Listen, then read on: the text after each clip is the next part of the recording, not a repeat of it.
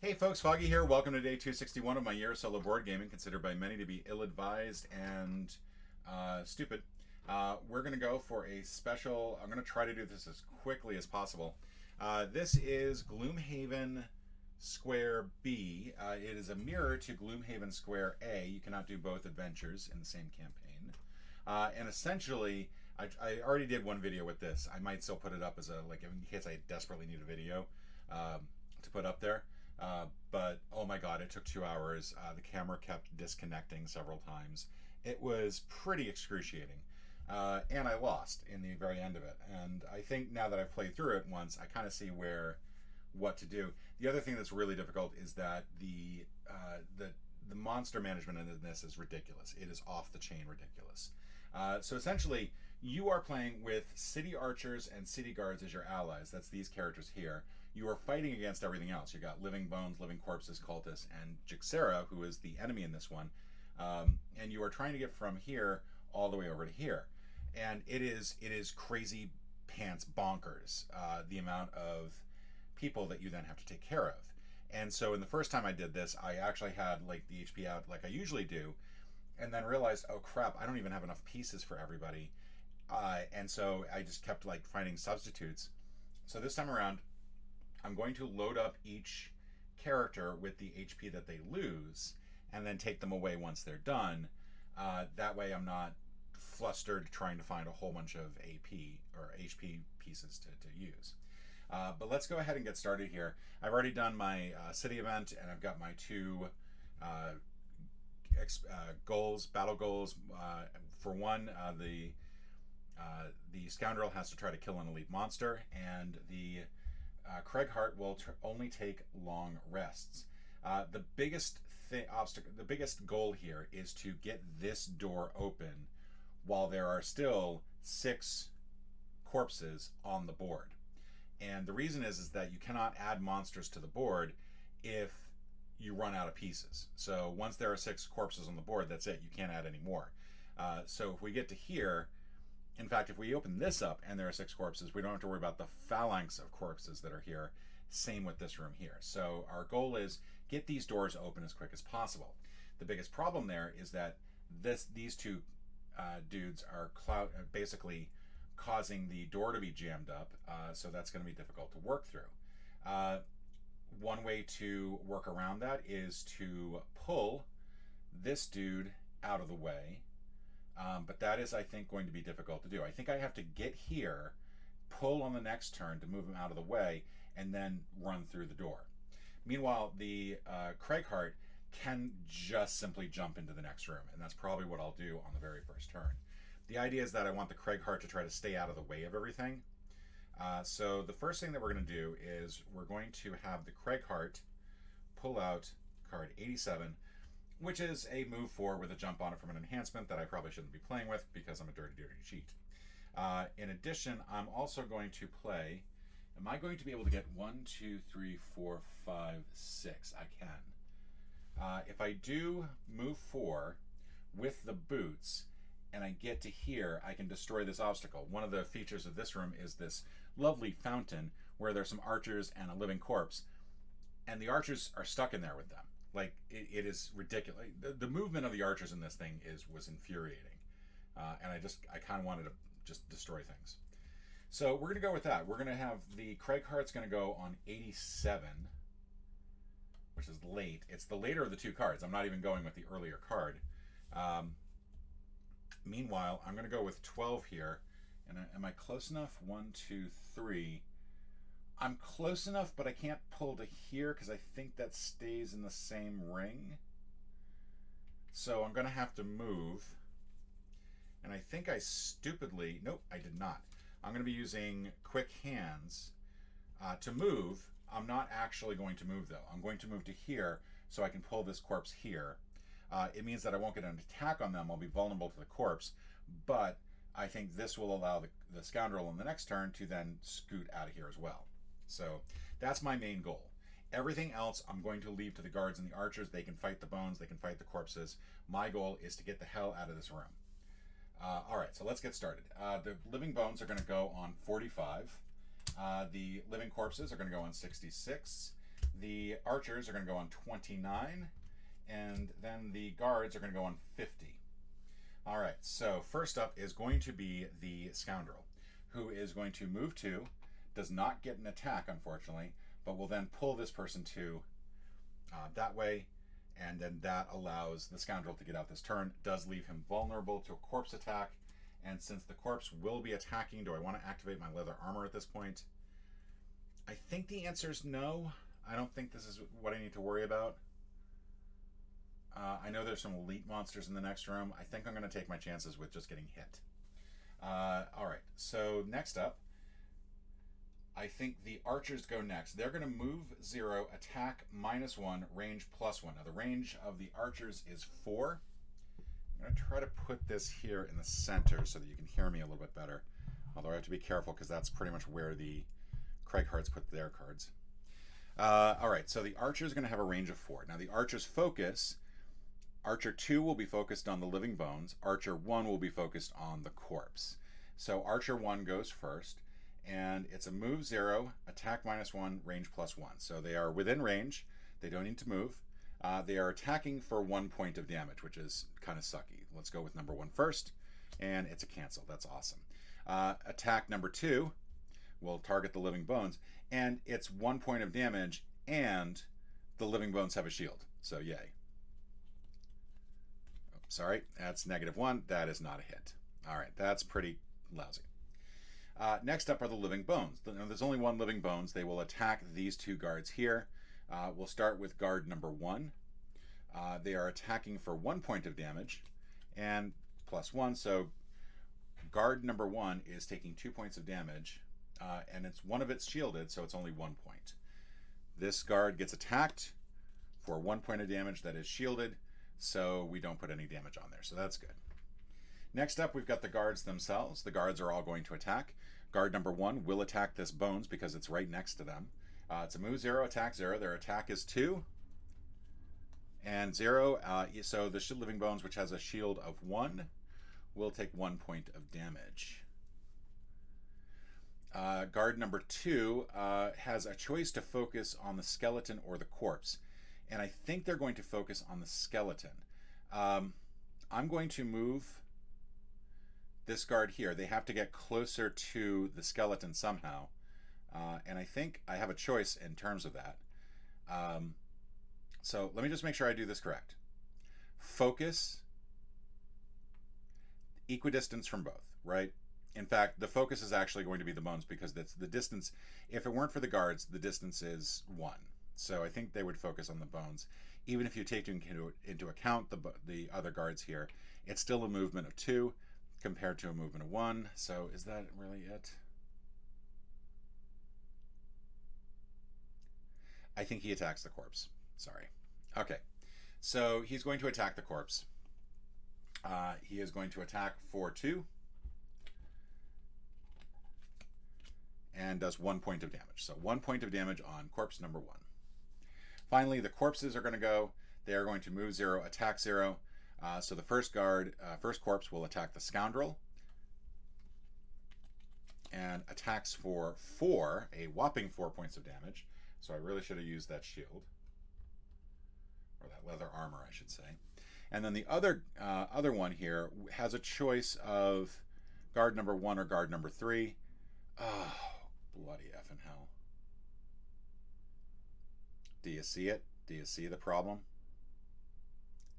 So my goal here was to make sure that the Scoundrel had a path to the door. This dude is going to move here because that's the shortest path and block. That's irritating. That's really irritating. And then attack this guard, and it's going to be an attack of 3 times 2, and he kills the guard. So we've lost our first guard. We're not putting coins down for them, but that sucks. All right, so now the boulder, the Craighart can go, and we'll use his boots to get all the way out here. 1, 2, 3, 4, 5, 6. All right, now before we do anything else, before we activate the rest of that move, what kills me is if I had actually gone, if I'd actually just simply moved, it might have made a difference in terms of where the corpse attacked. That's just sucky, though. All right, so let's get this room set up. This is going to take a bit. Okay, we're going to need 1, 2, 3. 1, 2, 3. 1, 2, 3. Pretty much all of the whites are going to get used at this point. I don't even have enough here. We're just going to bring them all out and just use them. Do our best with them.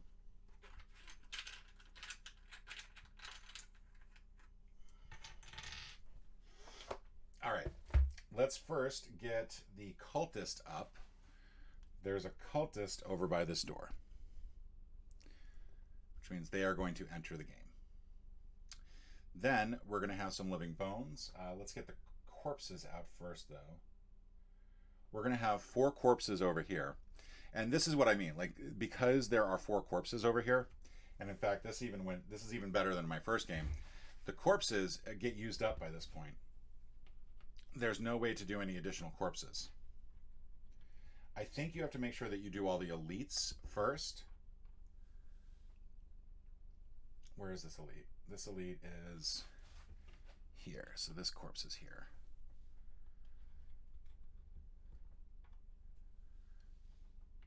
There's a corpse there. There's a corpse there. There is an elite guard.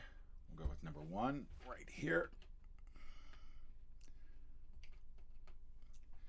And another elite guard here. Then we've got some archers.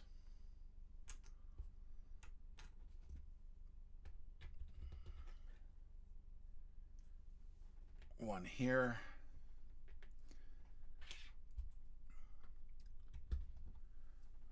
One here.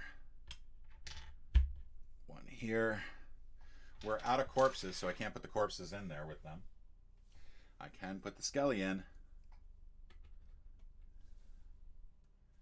All right, so the skelly is going to go over here. We've got another guard.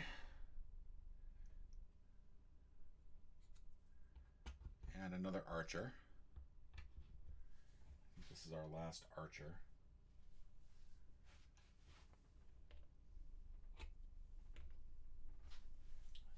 And then 2 more. We'll do the cultist with a base, and then the bones. Unfortunately, I don't have enough bases for them. We'll put one in a base and the other not.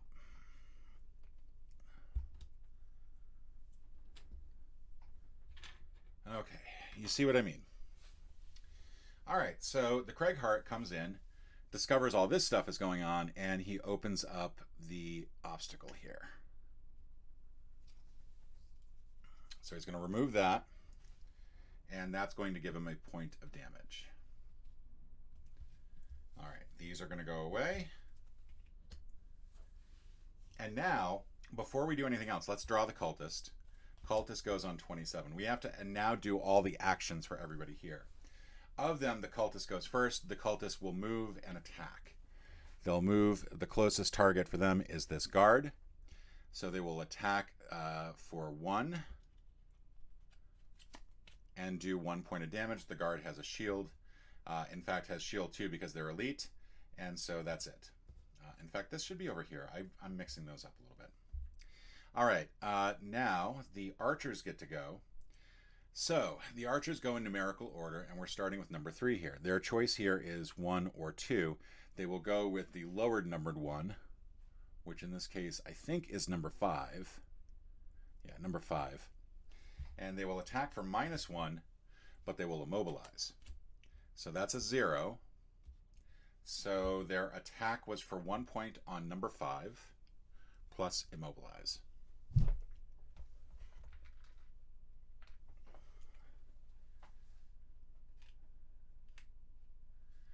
All right, number 4 will attack. Their closest enemy is this Bones over here, so they'll attack the Bones. Now that Bones is going to have a shield of 1 anyway, but a very good attack for 3. So they'll do 2 points of damage on that Bones. That is Bones number 2. Although we have to get up to 6 points with that Bones. Then the Archer 5 goes, and 5's closest target is here. Yeah, it's here. So they will go for number 6 and get -1. So they do 0 damage there. And then finally, guard number 6 or Archer number 6 can target the Bones or the Cultist. They're equidistant, and the Cultist has a higher initiative, so they will aim for the Cultist, doing 0 points of damage.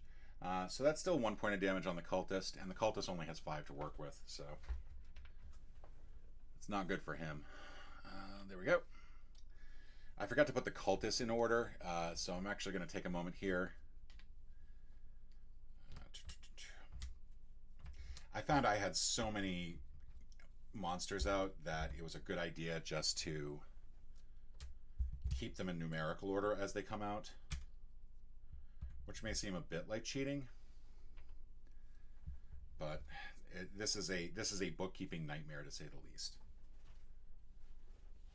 I'm probably going to pause here for a bit. There's a person I like to watch on YouTube that comes on at noon, which is in about 24 minutes. Probably not going to finish by that. All right, so the Archers have now gone. Then we're going to go with Living Bones, I think, go next. So the Living Bones are going to attack. We start with the Elite Living Bones. That's number 2 over here, who has a move of 0, attack of 0. It's not ranged. Their closest enemy is this Archer, so they will move here, and they will attack for 1 point of damage. Oh, actually, no. I think they move into position so they can maximize their attack. So I'm going to actually move this here. It's still +1, so 2 points on that Archer, number 6. And I'm just realizing now, elite archers have Pierce, but unfortunately this is not an elite archer. So number 6 does take 2 points of damage. And then on the guard, does a total of 2 damage, but that guard has 2 shields, so it doesn't really give a rat's butt about the attack. Now the other Bones are going to go, and we're going to start with number 1 here, who has already gone, so we don't worry about that. We're going to go here to number 3, and you're starting to see what I mean. Like, this is insane. So they're going to move here so they can maximize their attack. And it's a -1, so nothing on the Archer. And then +0, so that's going to be nothing on the guard. And then finally, this number 4 here gets to move 3.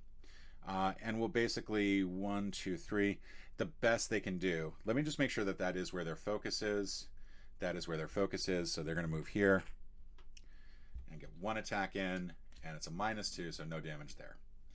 Now the guards get to go. The guards will go in numerical order, starting with the elites.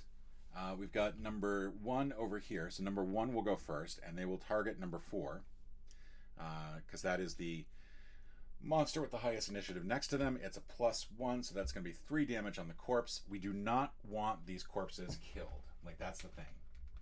We want to get into the next room as quick as we can.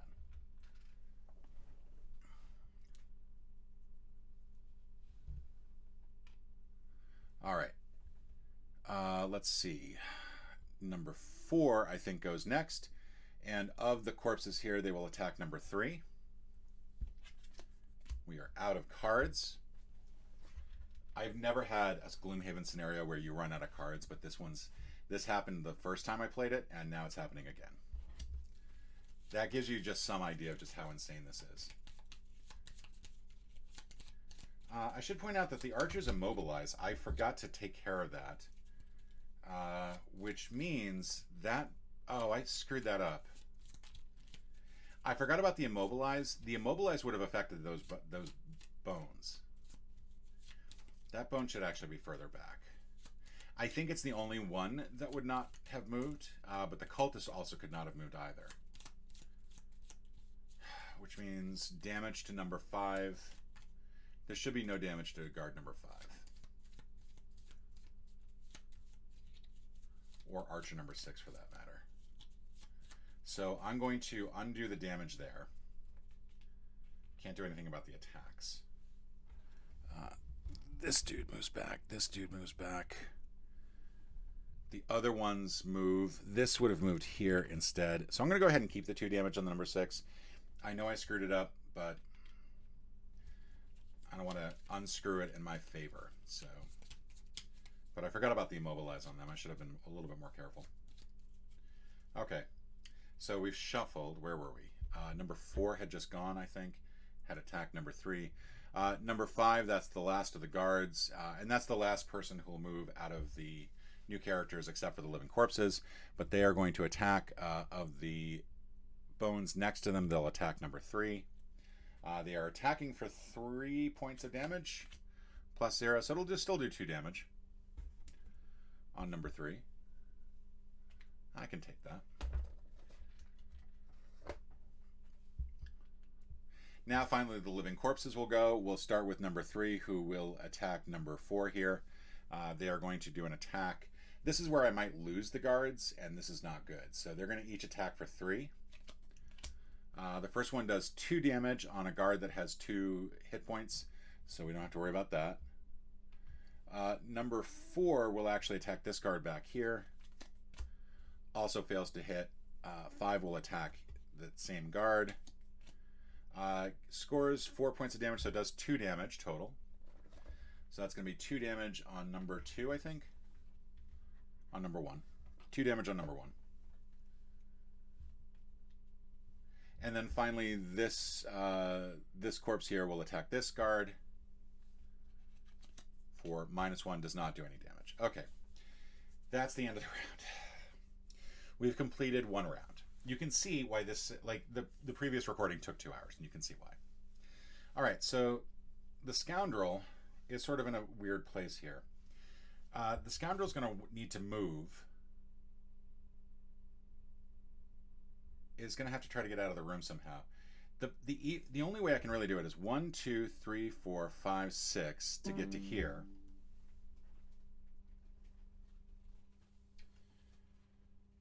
I've got to move 6. I just don't have anything on the top that is also a move. But I think what I'm going to do is I'm going to do a move 6 and a heal. The idea being that I want to move and then heal on my turn, so I'm going to go on 6.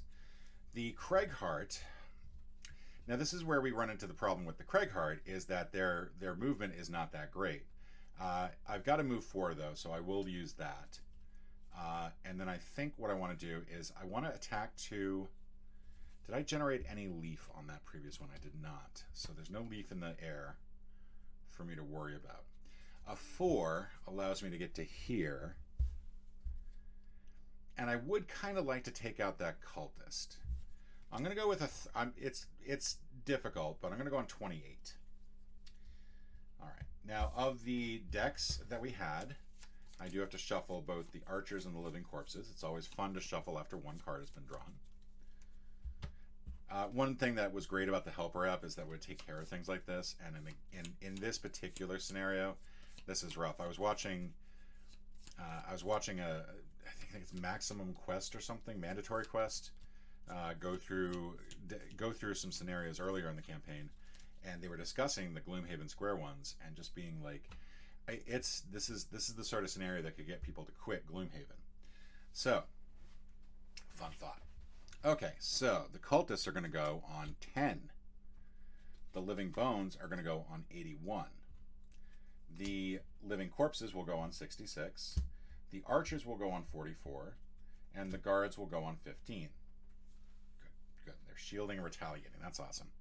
Okay, so the Scoundrel will go first. And as we discussed, 1, 2, 3, 4, 5, 6. They're getting out of this room. Hell or high water. And then they're going to heal themselves 3. So they're back up to 8.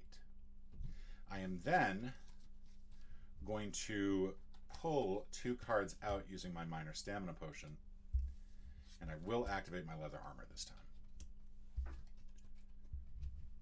Next up, we've got the cultist. The cultist goes on 10.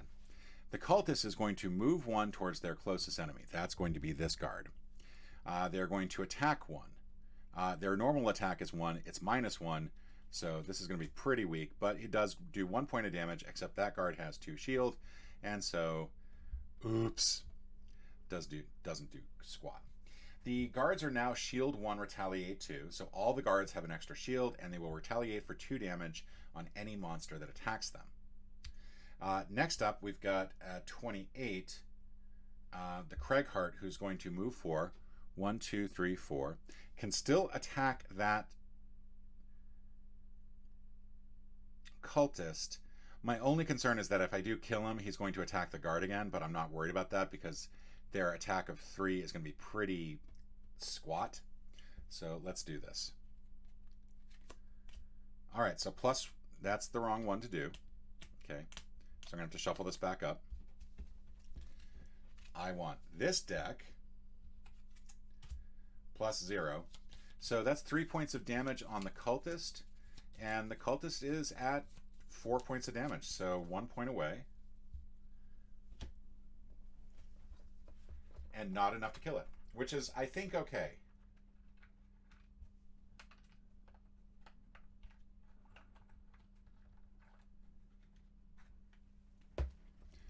But that is pretty close to death. They are 1 point away. And then I've moved 4. I've done the attack. That's all set. Okay. Now, next up,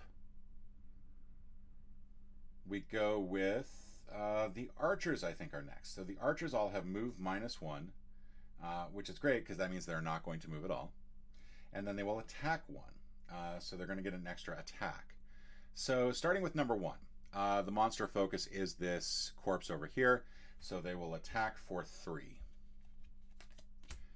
They do -2, so 1 point of damage. Then we go with number 2 over here, and they're going to attack for this. They're going to attack this bones. They are attacking for 3 on an enemy with a shield of 1, and they draw 0. So they're going to do 2 points of damage on number 1, and that's fine. They're one that bones is 1 away from death, and I'm fine with the bones dying. I don't want the corpses dying. Then we go on to number 3. Now number 3 is closest to this corpse here, so they're going to attack for 3, and they do 2 damage on number. Oh, sorry, that's number 6. Sorry, my bad. Starting to run out of pieces here. Same thing happened before. So number 6 takes 2 damage. And I think this immobility has worn off. This one will attack that bones over there. I think that's closest. Technically, they're both equidistant, these 2 skeletons, but since the elite has faster initiative, technically, that's where they're going to attack. So they're attacking for 3 on something with a shield of 1. So that's 2 points of damage. And we've officially run out of 1 point pieces. Yay. Nice to know that either way this would have been a problem. So they've only got 2 hit points left. That's good to know. Next up is number 5. Now number 5 is 2 away from that living bones, 2 away from the corpses. Living bones have better initiative, so no, living corpses have better initiative. What am I saying? I'm just crazy talks. Crazy pants. I'm going to attack number 6 here. So I'm attacking for 3 points of damage on number 6, and does... Oh, finally. I get some of these back, and I'm going to use a 5. So this one is 2 away from being killed. All right, and I have a feeling that that might happen soon. Finally, archer number 6 is next to 2 bones. They have no movement, so they can't really do anything. They will attack number 3, but at disadvantage. So they're attacking 3 on shield 1, and the one that's worse is the -1. Oops. So they're going to do 1 point of damage on number 3. Which, there we go. Okay, so now the corpses all go. Corpse number 1 will attack this guard here. They are attacking for 3 on somebody with a shield of 2. So they're going to do 2 points of damage on guard number 2. Guard number 2 currently has no damage, so we are to the point where we will be using other pieces. Calendar. Daniel Peak Twitch stream starts in 10 minutes. There we go. That's the reminder. So I'll probably finish this round, pause the recording, and then pick up later. Now, because of that attack on here, they do retaliation on this living corpse of 2. So I'll need 2 more pieces, because that's number 1. I've only got 1 point of damage so far. All right, and number 2 will attack the Scoundrel, because that's who they're adjacent to, and then be at disadvantage. So +2 and 0, so phew. I'm glad I did that. So that is 2 points of damage, I think. 3 points of damage, so we're down to 5. Then number 3 will attack this elite guard here. So they have a shield of 3, and they're attacking for 3. They do no damage, but they do take 2 damage in return. So again, we're going to grab some more pieces here. Literally running out of pieces I can use. Then number 4 goes. 4 has a choice between 1 and 4. They'll attack 1. They do 1 point of damage on number 1, which is not good because that guard's actually getting a little closer to death. They're about halfway to death now. But they do 2 points of retaliation in return. So this is now up to 5. They're 2 points away from death. Number 5 will attack number 1 as well. Cancel. Still takes the 2 points of damage in return. Number 6 will attack number 4. Does 1 point of damage on number 4.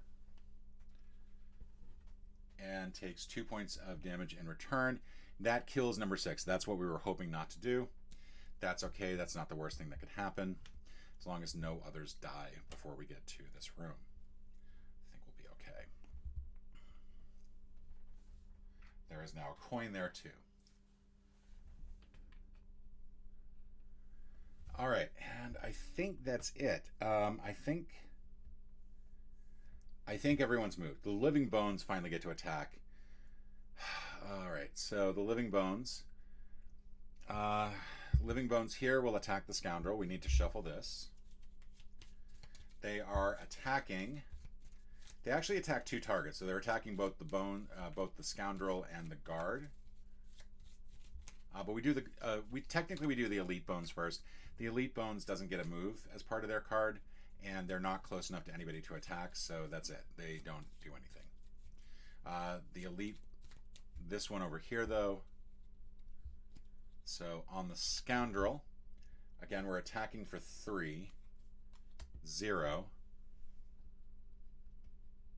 A lot of damage to take all of a sudden. On the guard, does 1 point of damage, +1, so it's 4 on a person whose shield is 2, so they do 2 points of damage on 3. My kingdom for pieces, for HP pieces. There we go. And then 2 retaliation, which is unblockable on number 1, and that actually kills it.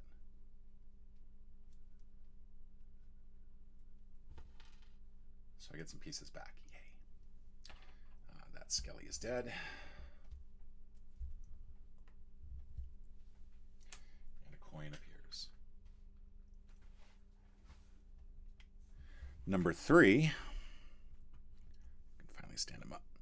Number 3 gets 2 attacks. They attack the guard first. -1. So even a 3, that's not going to do enough to damage them. They then take 2 points of retaliatory damage, and that kills them. Finally getting some pieces back here. Again, the guards, the skeletons, I'm okay with dying. Number 4 will attack that guard.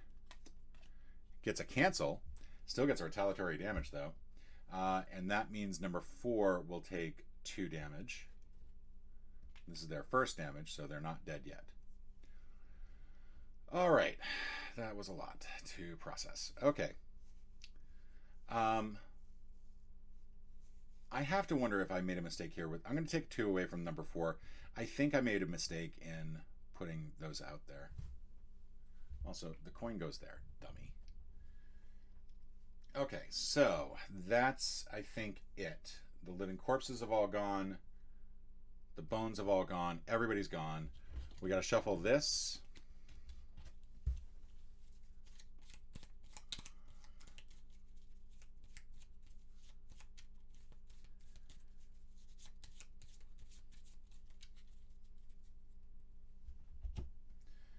We got to shuffle this. And we got to shuffle the living corpses. I'm going to try to do one more round real quick.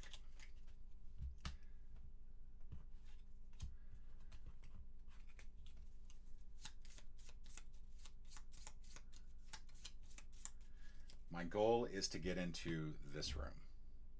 Part of the problem is that I also need some guards to actually be there, and they're not going to be there. So I also don't have any cards left to really work with. So I hate to do this. I think I'm actually long rest. No, because that's going to... I think I got to... if I short rest, that means I ruin... I got a long rest. I got a long rest so I can actually rejuvenate my boots.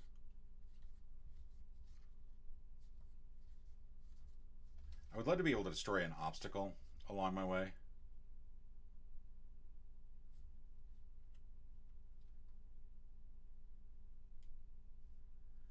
I can go 1, 2, 3. I'm almost there.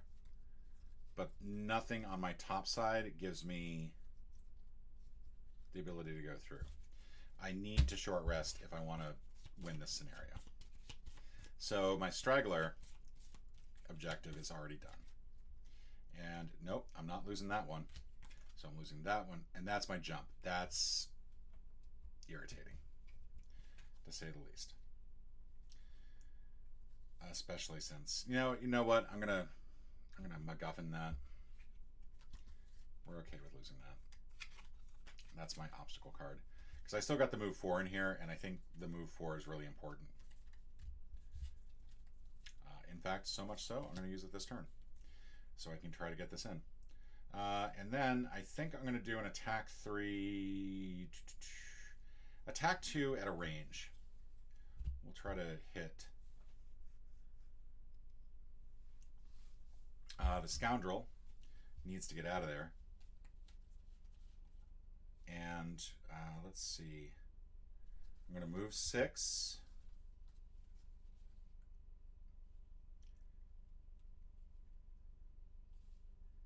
I think move 6 and then just sort of burn an extra card, I guess. Let's burn this move. Burn this 60, I mean. All right, everyone else's is up now. Cultist goes on 27. Living Bones on 45. The Corpses go on 66. That's their 3rd time getting this. 15 will go on Shield and Attack, which is unusual. All right, so first up, we're moving the Scoundrel. I could attack here, but I really don't want to attack. 1, 2, 3, 4, 5, 6. I just want to get the hell out of there.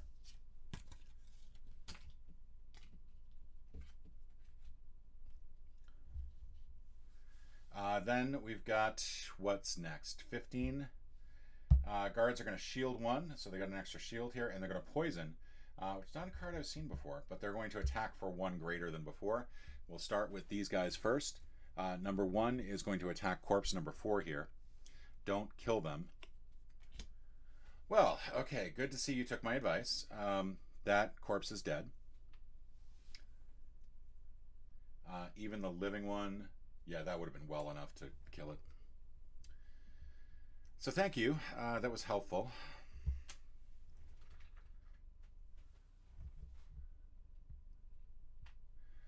Number 4 gets to attack next. They're going to attack number 3.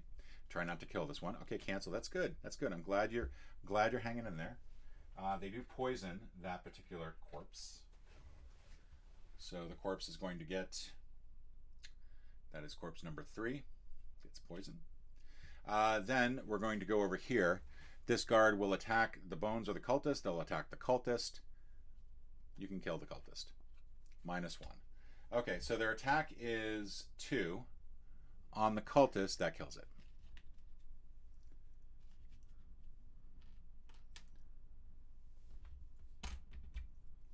That I'm okay with. Next up, archers. Archers get a move of 1. This archer does not need to move. Their target is right there. They're within range. They will attack for 1 point of damage. +1. They do 2 points total. Don't do that much more damage to them, please. I'm a little worried. I think the guards are these guards. I never went with the other guards. Crap. So that +1 is going to stay there for a moment. Number 2, number 3. Do we still have 1 guard? Yeah, we have 1 guard extra. So 2 is going to attack that one for +1. And that is going to do 3 damage. I think. Yep, 3 damage. So number 1 is at 5 points of damage. That's the wrong thing. Is at 6 points of damage and has poison. I gotta work through this quick. Number 3 is going to move, I think. No, their shield 1 attack 0, so they can't actually move. So this guard will not move into position. These 2 archers will now go. This archer will attack over here and do a total. Yeah, it kills the. 1 job, guys. 1 job. Don't kill the corpses. Please.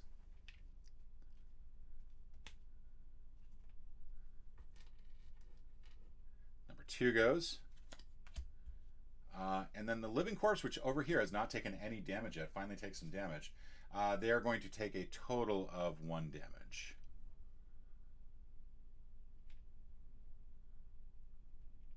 I don't know why there's a coin here, because I think that was supposed to go here. There we go. All right, so that is it for these 2 archers. These archers, number 3, will try to attack number 5 over here. -1, so they do 0 damage. This archer will attack the bones over there and do damage that basically gets wiped out. No, 1 point of damage. I think does 1 point of damage on the bones. My bad. That's 2. Number 5 over here. That is not their target. Their target is this bones over here. They do not have to move though, and unfortunately does 0 damage. And then number 6, their target is here. They do get to move into position though. So they will move 1 away and then attack +1. So they're doing 2 damage and counting for the shield, that takes away 1. So that's puts them there. Next up, we've got the cultists. The cultists are dead. Living bones get to move and attack. So we're going to start with the elite. And the elite has 2 choices here, but can really only go for 1 spot, and that's right here.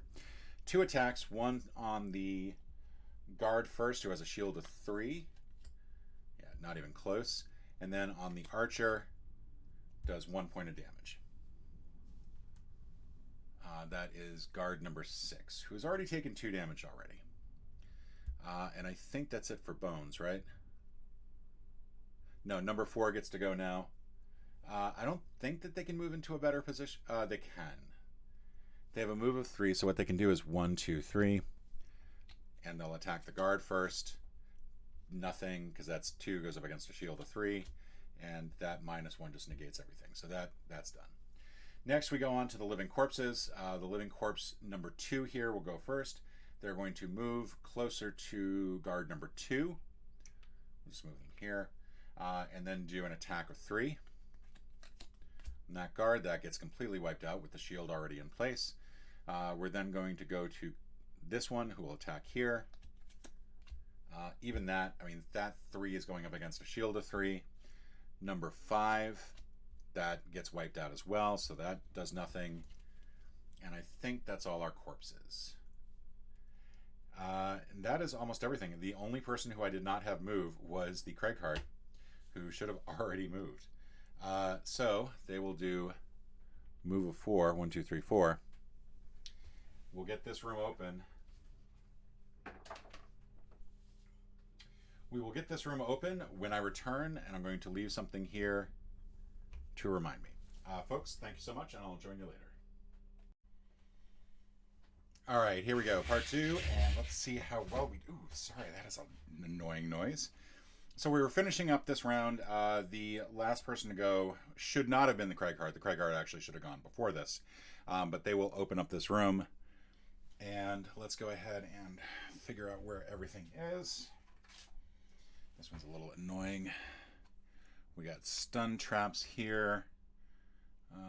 We've got 2 elite cultists.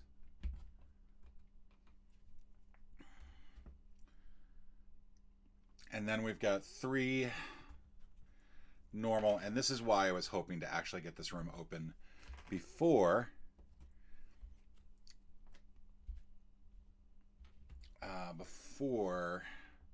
we killed all these dudes, because they're going to form a little line right here. At the very least, I would have liked to have had one of them, like just 2 dead would have been fine. 3 dead means that we're going to deal with that crap. And then, because all the guards are still alive, because they're doing their job well, we're going to have 1 guard over here, and that's it. We're not getting anybody else to help, because they're all back here doing absolutely nothing. All right, so now our goal is to then therefore get into this room before any more corpses die, which is pretty unlikely. All right, so this is as far as I could go. I think technically I could probably aim for this guy. 1, 2, 3, 4, 5. And the way that you do it is you basically check to see if any corner of the hex that you're standing on can hit any corner without going off the map, and in this case that works. So I can go ahead and try to hit number 1 with my attack, which is an attack 2, range 5. And my attack is 0, so it only does 2 damage, but I'll take it. And I think what I had discovered at the time is that I had run out of... Oh, no, that's right. We got a whole bunch right here. Okay, so number 1's going to take 2. All right, and that should actually do it, except all of these guys get to go now. The cultists go on 27, the living corpses go on 66, the guard goes on 15. So the guard does not move, cannot attack, does not have ranged. The guards will, cultists will go 2. They can't move past the corpses. They're not going to be able to get that far. So each of them will basically just move up 1, and that's it. The living corpses will now move 1, and they will try to target. They're going to target the guard here, I think, for each of them. 1, 2. The guard and the Craighart are equidistant, so all of them are going to target this guy. So that's 1. That's 1. And then this guard can't... I think they move 1 this way to try to get a little bit closer. So I think that should be correct. All right, we get to shuffle this back in. We get to shuffle this back in. I'm pretty sure we've probably used the pluses... we had the cancel and the ×2 both come up. All right.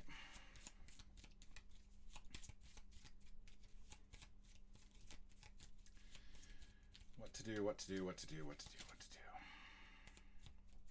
So the problem is I really don't want the living corpses to die before... any more living corpses die before we get in this room. I want that room to be empty, but I don't think that's going to happen. I think for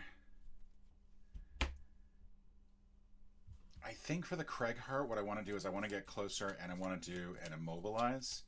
I really need to get past them, but I'm not going to be able to get past them on this turn. And ideally, if I can get a push going, that would be amazing.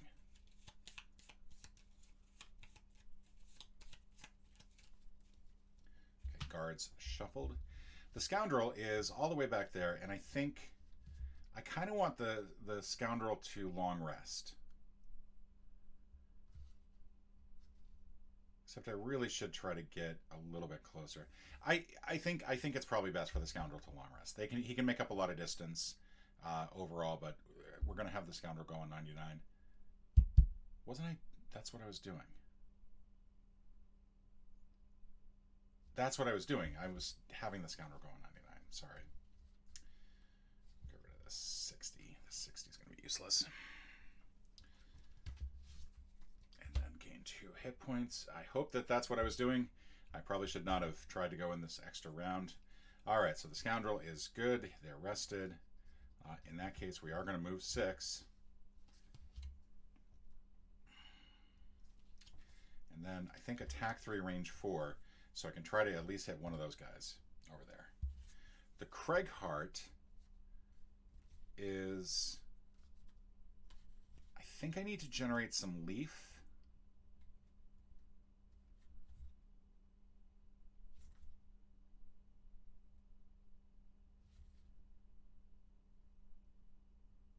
Yeah, I want to generate some leaf this time around, so I think Massive Boulder is my attack on this one instead of my move. For the move, I'm going to have to go as quick as I can, but unfortunately I think the best I can do is a 2, which I think will be enough. I'm going to go on 35. All right, so the archers are going to go on 29. The guards are going to go on 35. They have range this time around. That's good. 21 for the living corpses. 64 for the living bones, and the cultists are going to go on 63, and they're going to summon living bones, which is irritating as all get out. All right, so 63, 64, 21, 35, 29, 35, and then 6. So the Scoundrel goes first, essentially. So 1, 2, 3, 4, 5, and 6, and then can do an attack 3, range 4. 1, 2, 3, 4. And I think what I'm going to do is I'm going to go for number 4 here. Try to get some damage on that character. And it's a -1, so I do 2 points of damage, which is fine. I don't want to do too much damage. And then that's it. I don't gain any experience. Just move that straight there. Next up are going to be the living corpses are actually going to go. They're actually going to move +1. They're going to move 2.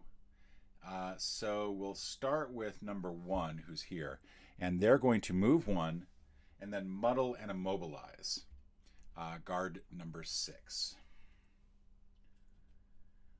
Then we move number 2, who's here, who will target guard number 2, who also will get immobilize and muddle. Then we go to number 3, who will target, muddle, and immobilize. What sucks is this is the round that the guards pulled a ranged attack, so they're going to be muddled anyway. But probably not the worst thing in the world. Number 4 is going to move. Number 4 is going to target the Scoundrel. So, and since they've got a move of 2, we'll do it. We'll put them right there.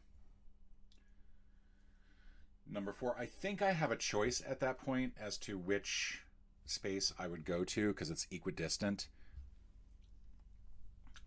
And then number 5 will target guard number 1. So I still need one more muddle and one more immobilize. And yes, I should have taken the time to separate all these tokens beforehand. That would have been helpful.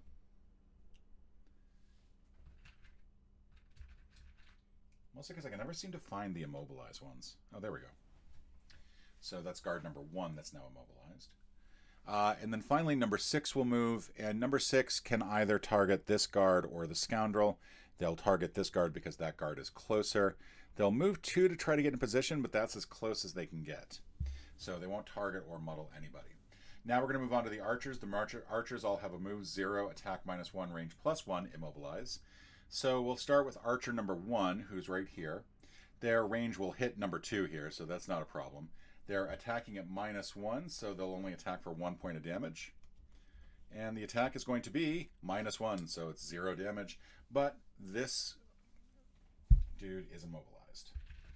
So we're going to need even more immobilized tokens. And I think I might be out of those.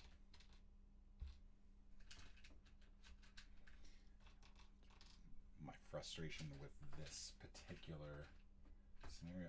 Yeah, I can. There we go. Found one. So number 2 is immobilized. All right, number 2 archer is also going to attack that same corpse and gets a +2. So they're going to do 3 points of damage on number 2. Fortunately, not a problem. That could have been worse. I really don't want any more corpses to die. Then archer number 3, who's over here, will target number 5. I think that is the closest monster. +1, so they'll do 2 damage to number 5. And so we can replace this 3 points of damage with a 5. I still need an immobilize. And I don't think I have any more immobilized. I've got all my things out now. So I'm going to use these to represent immobilize for now. Don't at me. All right, number 4 is going to attack this bones. I think that is the closest monster. 1, 2, 3, 4. 1, 2, 3. So they'll attack number 2. They're going to get a +1 or -1 for damage. So they're only doing 1 point of damage. And that's even further down. So they're not doing any damage. But the skeleton is immobilized. So that's number 2. Then number 5, I think the closest, 1, 2, 3, 4, 1, 2, 3, 4. They're going to go after the corpse because the corpse has better initiative. And then does 2x damage. So that's 2 more damage on the corpse. And that kills it. Good job. Again. Did not want that to happen.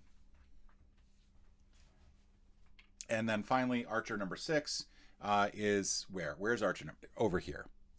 So move 0, arch, their target is this bones here. They're going to move back 1 and then target it. And then fail.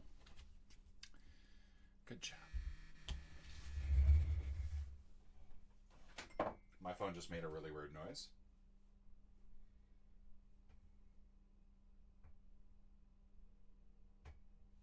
Oh, my food's here.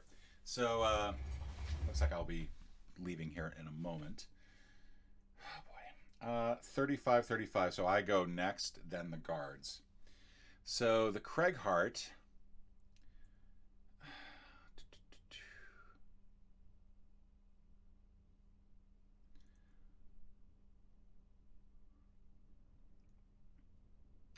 What's a bummer is that before these guys all moved, they were in a really good position to target, and now they're not. So 1, 2, 3, 4. That's as far as I can go. This will generate leaf, and then I'll attack 3, immobilize. Well, the attack will actually do this. I can't move that far with the other move.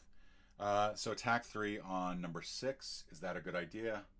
Yeah, because that corpse is still fresh. -1. So it's 2 points of damage to number 6. That's fine. I can do that. And I immobilize them. This is the round of immobilization. The guards will now attack. The guards get move -1.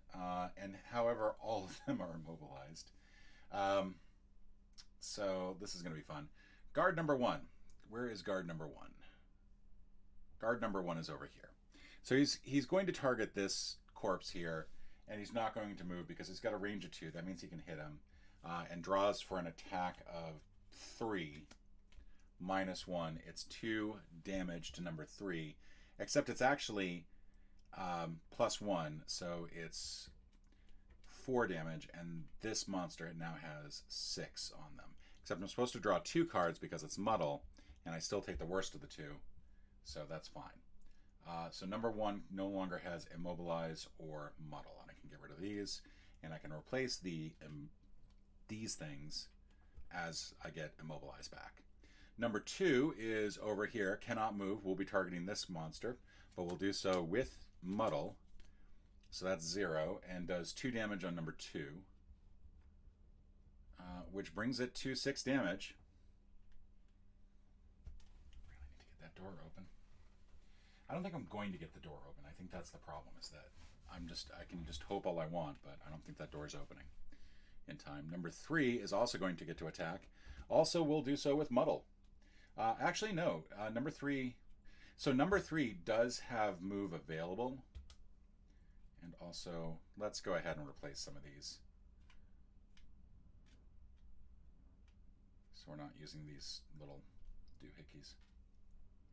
So number 3 will actually back up 1 and then attack. So they will not have Muddle. It's just 1 card. And does a total of 2 damage on number 2. And that kills number 2. And that was the whole point of trying to not kill the corpses. Yay. Also, now we can indicate that the living bones over here is immobilized.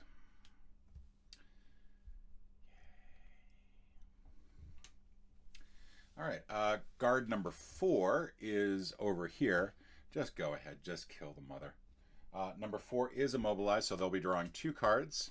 Also, they had Muddle, so they'll do 2 damage on number 3. That is enough to kill it, so number 3 is dead. Kind of missing the point of what I was trying to do here. Also, we should have coins here, just for S and G. All right, and number 5 guard is where? Number 5 guard is over there. And the elite guard should have gone first. I should have had the elite guards go. And it's not going to make a difference in terms. It makes a difference in the order that the modifier cards were drawn. Number 5 is not immobilized. Is not, and we can get rid of these too. Is not immobilized, so they will back up 1 and then attack. Does +1.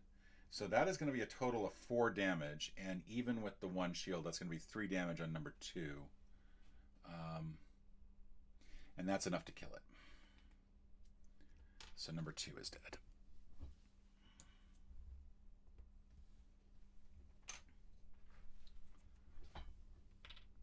Finally, number 6 is over here. They're immobilized and muddled. They're going to attack that corpse right next to it. They have to draw 2 cards, 0 and -1. So they're going to do a total of 1 point of damage. 1 point of damage on number 1. All right, that's the guards. Craighart's gone. It's now going to be the cultists and the living bones.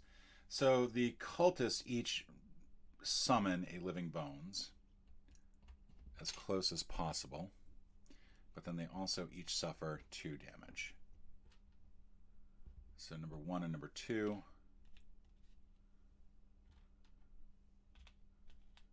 And then the living bones, these 2 don't attack because they just got summoned. There's only 1 living bones that's still around. He's going to attack that archer back there, and is going to attack for +1, and gets another plus. So a total of 3 damage on archer number 6. Does that kill that archer? That kills that archer. That archer's dead. Would have been nice to have that happen before I entered the room, because then I'd get an extra archer. But that's not in the books. All right, and that is the end of the round. And I'm going to pause again because lunch is here, and I'll be back. Hey, folks. All right, so let's pick this up where we left off. We're at the start of a new round. So now we're at the point where there's a lot of characters on the board. But if you look at where the monsters are, they're all pretty much just over here. So I think my goal was to try to eliminate as many monsters as possible. But now I think it's just take out all the monsters we can here. Try to clear the board. I don't think the guard's going to be able to catch up with us. But we will have at least, I think, this one and this one to help us out. So, given that,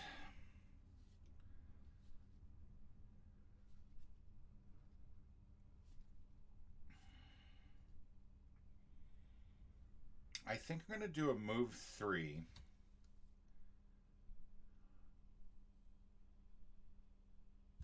I'm going to go on 4. I think what I'm going to be able to do is get closer to this group of creatures and try to take out at least one of those guys. For the Craighheart, I think now is the time to do the Dirt Tornado. And then also, I think it's also time to play the opposing strike and start getting some retaliation. Should also move this down to waning, which means I'm going to get a +1 on this attack if the leaf is still available, because there's going to be a lot of other characters moving. So I'm going on 4 and 46. The Cultists are going on 27. The Living Bones are going on 74. The Living Corpses on 47. The Archers are going on 56. And the Guards are going on 50. All right, so Archer goes, the Scoundrel goes first. Scoundrel will move here and will attack for, will move 3 and poison. I'm going to poison 1 over here because now I'm no longer concerned about trying to keep corpses alive. It's time to just end all these folks. And then I get to attack 3, but it'll be +2, and I'm looking at these folks, and I think number 6 here is probably my best option. So it's going to be a total of 5 +0. Sorry, everything is so sort of tight here. I'm going to put that away. That's going to give me a finally get a plus there. And that is enough damage to kill number 6. So we're going to put all that pile right there. Take this away. And then we're going to put a coin down right here. We've not done any looting so far, which is kind of crazy. Next up, let's see. The Cultists are going to move. The Cultists have an opportunity to move. So number 1 will move into a position where they can attack either myself or their focus is... So this is where focus gets a little confusing. Their focus is the Craighheart, right? That is the person who's closer to them. I think this Cultist moves here so that he can attack the Craighheart. Now, I know he's now adjacent to the Scoundrel, and the Scoundrel has better initiative, but the focus was originally the Craighheart, and I think that's where it stays. Feel free to correct me if I'm wrong on that. But does -1 damage, and so since their normal damage is 2, does 1 point of damage to the Craighheart. The Craighheart sort of goes, huh, yeah, right. All right, so next up we've got the Craighheart. The Craighheart gets to go, and I think the Craighheart...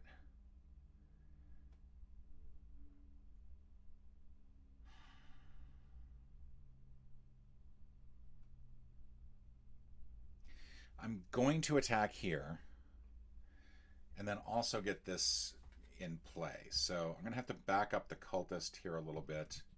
It's just going to be, it's going to be tight. I kind of wish these augments were, these things like this were on the bottom half. That's wrong. There we go. And then attack. I'll attack here, and this will do damage to everybody here. Unfortunately, it means I think I'm going to be at disadvantage for most of it. I'm going to go ahead and kick in the minor power potion at this point. Actually, I think I'm going to hold on to it. I think I need to wait until that's in use. So this will use the leaf and give me an extra point. And it's going to do 2 damage to everybody. So starting with this character here, we'll draw 2 cards. We'll take the worst of the 2. This is on number 1 Cultist. -1 +1. So overall, I do 1 point of damage on that Cultist. So he's now at 3. On this Skelly, I'm going to do 2. And it's 0 +1. So it's going to be a 2 damage on the skeleton. But because it's got armor, shield of 1, it's going to be just 1. The other Skelly, 2. I'm going to draw 2 cards here. -1 +1, so that unfortunately means 0 damage to that skeleton. And then finally the Cultist, number 2 Cultist. This one I do not have to draw 2 cards on. +1, so it's going to take 3 damage. That I can get behind. I think this is where I was putting it. So 3 damage on number 2. And that kills him. No, that does not kill him. He's got 9 hit points. I'm sorry. That's my bad. Okay, so 9 hit points. Plus, every single one of them is muddled everybody in this entire area.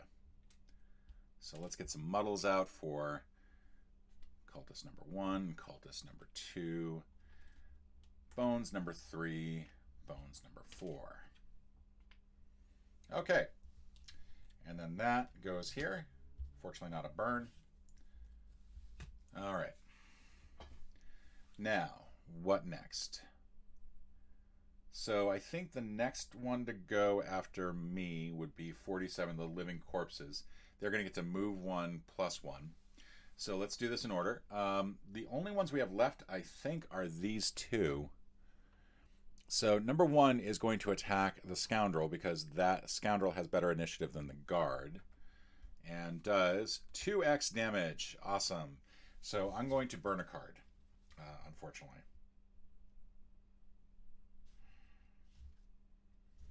And I think it's going to have to be Trickster's Reversal, which I really do not like. That blows. All right, so the other one to move is going to be this one. And we'll move to there and attack the Scoundrel again.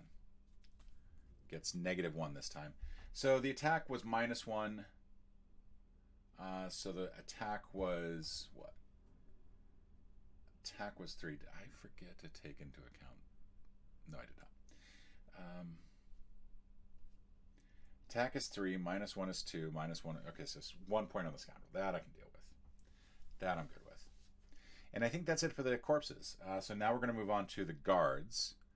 The guards are going to go on 50. We're going to start with the elite guards first. So the elite guards will move 0.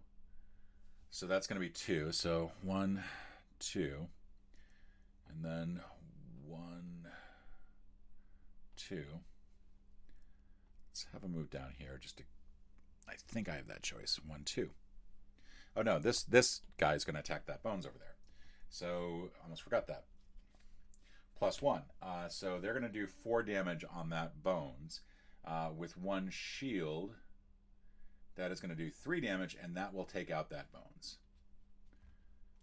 So that Bones is dead. And I think I muddled something up here because I think... Yeah, I think I was supposed to have put this on 2. That's my bad. I don't remember how much damage I did there. I didn't do any damage. So this 3 was on the... Yeah, okay. Sorry, just a bookkeeping error there. That was number 4. Not a summoned Bones. It was already there on the board, so it is going to get a token, or coin, which will end up not getting used. All right, so now the other guards. So 2 is going to go first. Goes 1, 2. This guard will go 1, 2. This guard will simply attack that living corpse. Gets a +1. So does 3. Plus it's poison, so that's going to be 4, and that's enough to kill it. So that living corpse is dead.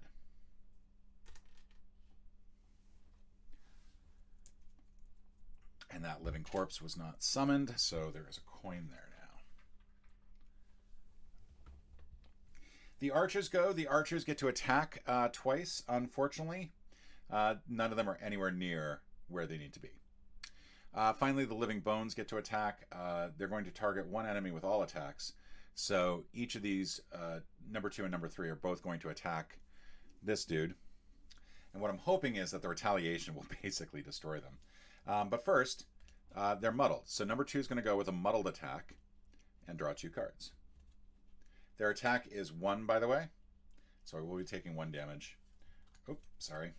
So that's a bit of a spoiler. But cancel is definitely going to be the card that comes into play there. And then still does 2 damage. Back to it. So that's on number 2. Then that same skeleton gets to attack again, this time not muddled. Does 0, so 1 point of damage. But then also gets hit for 2 in terms of retaliate. then this character is muddled, so they're going to draw 2 cards, -1 and +1, so 0 damage. They lose the muddle, but they also take a lovely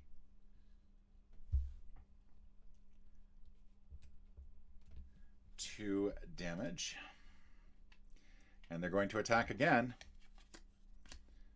Does 1 damage and gets killed from the retaliate. That is enough to wipe out number 3. This was a summoned skeleton, so we do not put a coin in its place. More importantly, there's now a path I can follow. So that is the Living Bones. That is it for them.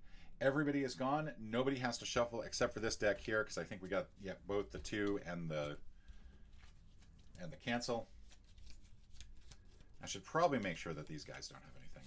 So now, what I want to do is I want to try to get one of the cultists basically moved into the trap.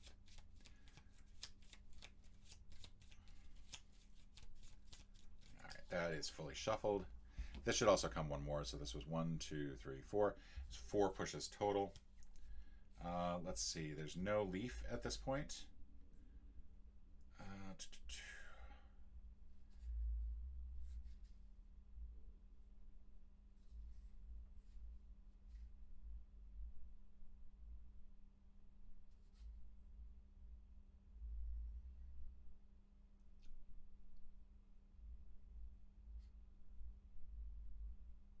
Trying to think of the best way to do this. I think I'm going to do an attack 2 and then 75, create 2 single hex obstacles. What I want to do is I want to generate some leaf, and then in the next turn I can use that as a push and get one of these folks pushed in there. And let me just make sure I don't have a ×2 or a cancel in here. All right, yeah, looking good. The Scoundrel, meanwhile, has an opportunity to get in here. I'm going to go on 11.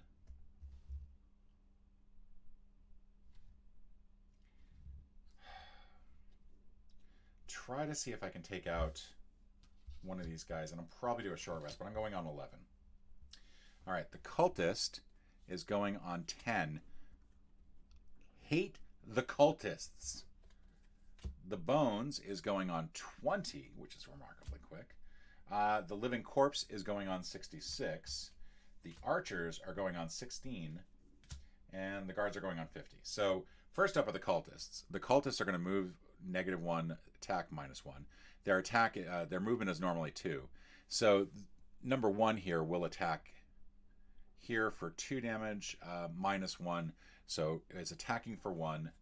-1 does no damage to the Scoundrel. This guy will move up 1 and do a total of 2 damage, -1, so 1 damage. The bigger problem is now they are going to explode upon death. However, because he attacked my guy there, that's going to give me 1 more experience and do 2 more damage back to number 2. And I forgot these were both muddles.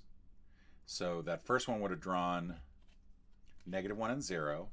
The second one should have drawn -1 and +1. So I'm going to move my HP back, get rid of their muddle, and this guy gets an additional 2 damage. And now is up to 8. Let's go ahead and move 1, 2, 3, or is up to 7, I should say. So they're up to 7 damage. They'll take 2 more damage, and then that's it. Next up, we're going to have the Scoundrel go. So the Scoundrel was going to try to move and get out of the way, but now the Cultists are being a pain in the butt. I think...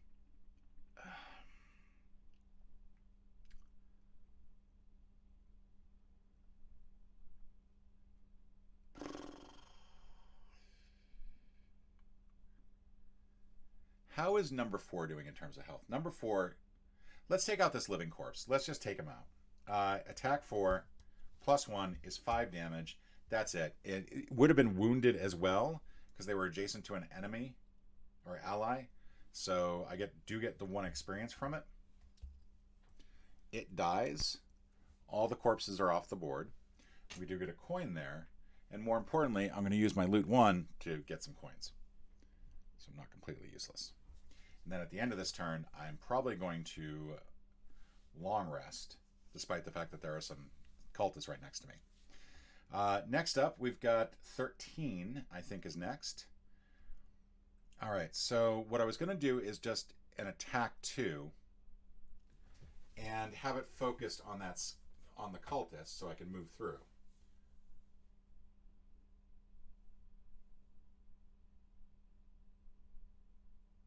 Sorry, I feel like I'm getting all sorts of like text messages on my phone. Let's put that over there. Okay. Part of me would rather focus on the bones, who's currently at 4 damage and just needs 1 more to take him out. And at that point, then, I think I want to do a move.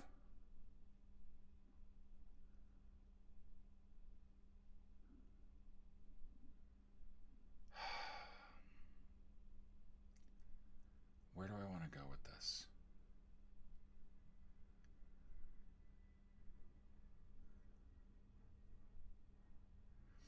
I could go with Unstable Upheaval and burn it. And basically it's an attack 3 on all adjacent enemies. And it might actually clear the board at this point. The problem is both of the cultists will explode upon death. And I don't necessarily want that.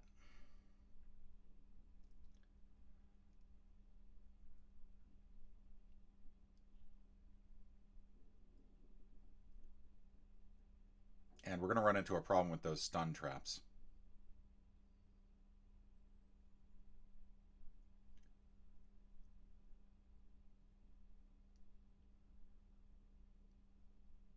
All right, so no matter what, the only way that I can create obstacles is in hexes adjacent to me. So if I do 75 now, it's going to ignore the hex there. And all I'm doing is using that to basically create... So I'm going to create an obstacle here. I'm not doing it second, because even though I might be able to then take out a whole bunch of people, I don't necessarily want to take them out. I'm going to go ahead and take out... I think the bones here. I'm going to attack the bones for 2. Not really going to have much else to work with here. 0. Okay, that's enough. It had a strength of 5, shield of 1. My attack of 2 does 1 damage, and that's all I needed to do. I needed to do 1 damage to that bones to knock it out. It was a summon bone, so it doesn't have a coin underneath, but that bones is gone. Okay, so that's going to go there. All right, so that's good. I didn't kill the cultist for reasons, and I did generate leaf, and I'm going to probably short rest maybe on this next one.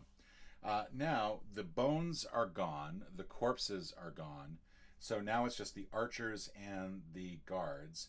The archers are going to go first. We're going to move the archers 2. So this one will go 1, 2, this one will go 1, 2, this one will go 1, 2, this one will go 1, 2, and then this will go here. That's as far as they can go. The guards get to move 0, attack 0. We'll do the elite guards first. So each of the elite guards will move 2. So 1 there, 2 here, 2 here. This guard will move 1, and then also get to attack. This guard will attack for 3, -2, so it does 1 point of damage on the cultist, which is not enough to kill it, fortunately. I know that seems like a crazy thing to say, but I also did not want to kill the cultist. They're going to get 5 there. All right. And then I think that's it. Now, the living bones have to get shuffled. The corpse has to get shuffled, so we're going to shuffle both of these. But we don't have to worry about drawing any more of them. We're now at sort of a point where our main goal originally had been try to get into the last room with 6 corpses on the board so I wouldn't generate them in the room. That's not going to happen. My goal now is to make sure that I can push one of these guys onto one of those traps.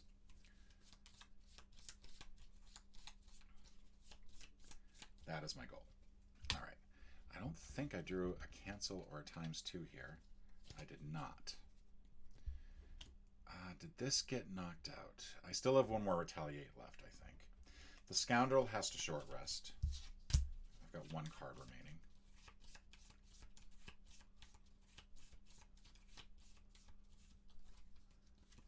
And it's attack 4, move 5. I'm going to go ahead and burn it. I don't want to burn it. It's a good card to have, but I need to make sure I don't lose certain other cards. All right, Craighheart is not going to burn, but they only have 2 cards left, so it's going to be 57 that they're going on. I'm going to go on 4, and then I think I'm going to do 33, move and poison. I think that'll work. Let's see, the archers are going to go on 31. The guards are going to go on 30, and the cultists are going to go on 27. So first up is the Scoundrel, who can finally move. So I'm going to attack this guard, this cultist, for 3, but it's also +2 and gain 1 when the target is adjacent to any of your allies. And I get a cancel. So that's lovely. So instead, I'm going to go 1, 2, and 3, and I'm going to poison the second one. I probably should poison the first one.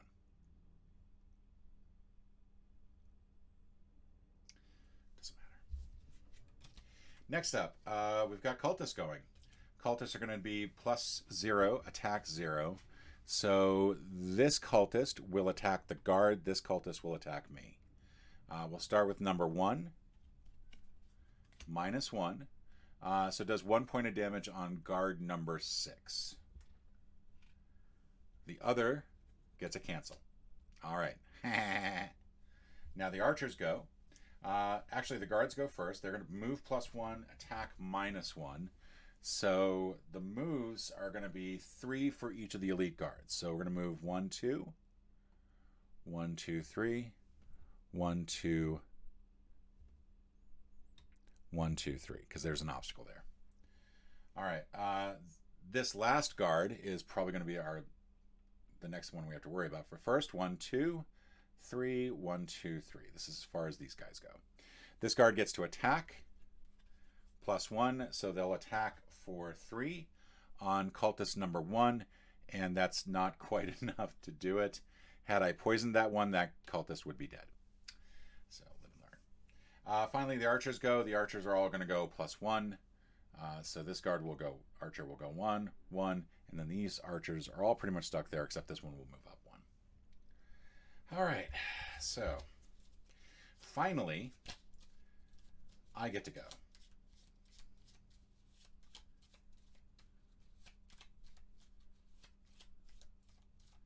And my push is not going to be strong enough. I had hoped it was. It's an attack 3, range 3 push. So I'm going to be at disadvantage. I think I have to push on the same guy. This is not going to work.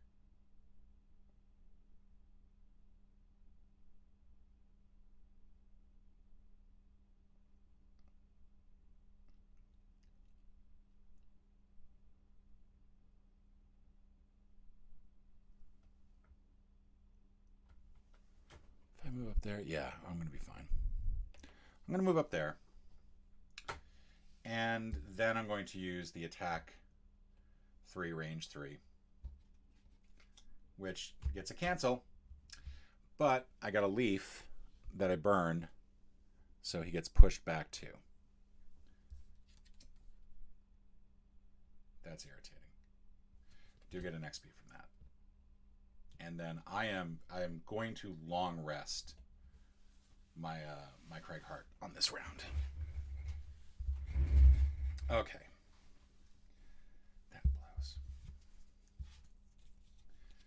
So next up, we go to the next round. Craighheart is long resting. Scoundrel is like, we gotta trip these traps somehow. How are we gonna trip these traps?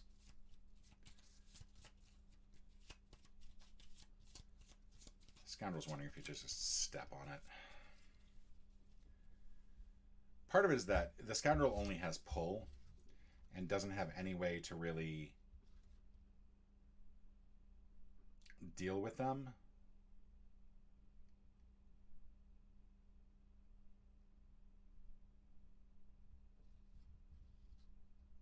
And I'm trying to hold on to...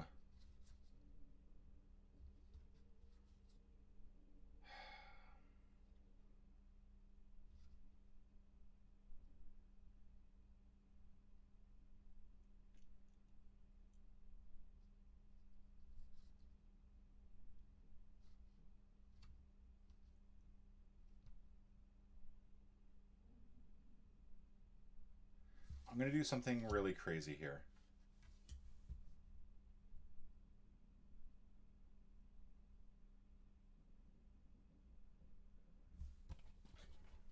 That is ongoing to the end of the round, I think. Right? That's not an ongoing effect. Persistent bonus.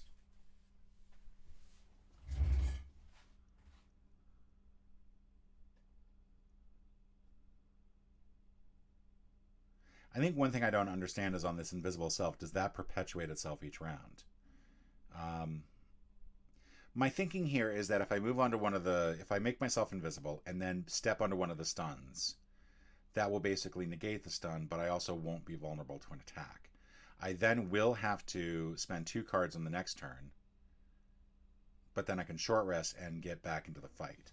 I don't have that many cards left. I've only got 2 cards in my discard, 2 cards here, and 2 cards here. So I'm kind of at a point where I really need to not sacrifice myself like that.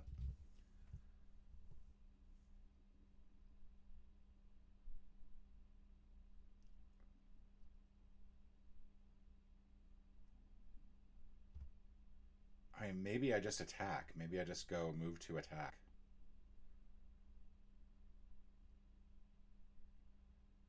And then step away from the cultists. My concern is that the cultists pull up bones. That's going to be a real problem.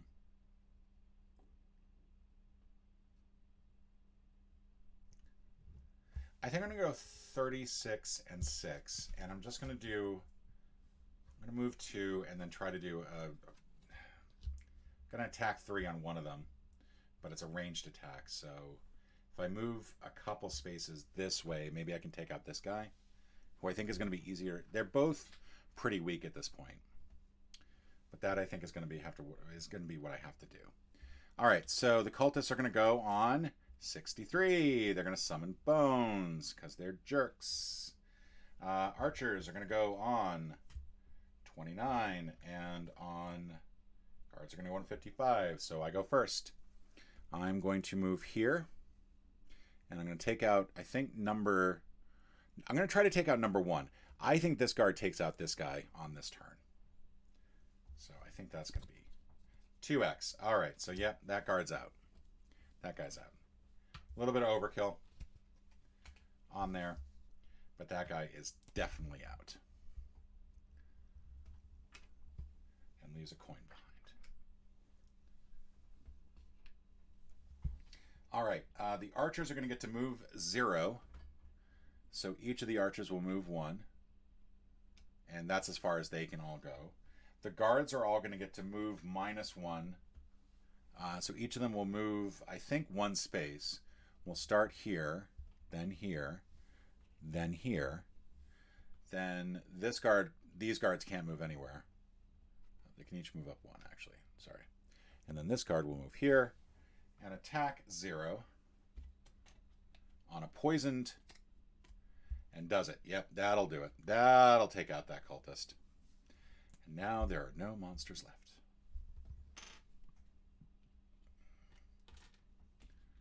Anywhere on the board. All right, so this is going to have to get shuffled in. The Scoundrel is going to long rest on this next turn, but first we have to do the Crater's long rest. So the Crater, Craighart, I mean, refreshes that. Then we'll choose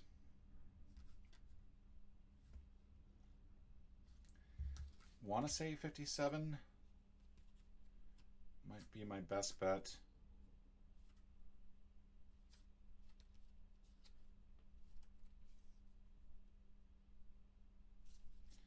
Okay, yeah, I think unfortunately this Crushing Grasp was probably my best bet to get rid of. And then keep everything else. Alright, so the archers have to basically shuffle. The guards are all strengthened, but I'm not going to bother. Well, no, we need to get the strengthening on them. All the guards are strengthened. So, 1, 2. Since this is not a single turn benefit, this is simply their next attack. That's why I got to actually add this particular benefit to each of them. Lord knows this guard back here might actually get another opportunity. All right, so now the Scoundrel is going to long rest. The Craighheart is going to push in. And basically, I think, is going to do 87 jump with a jump. That's going to bring them from 1, 2, 3, 4. That's not going to be long enough. And I don't have my move 5 anymore. That's irritating. I can't quite get in there. So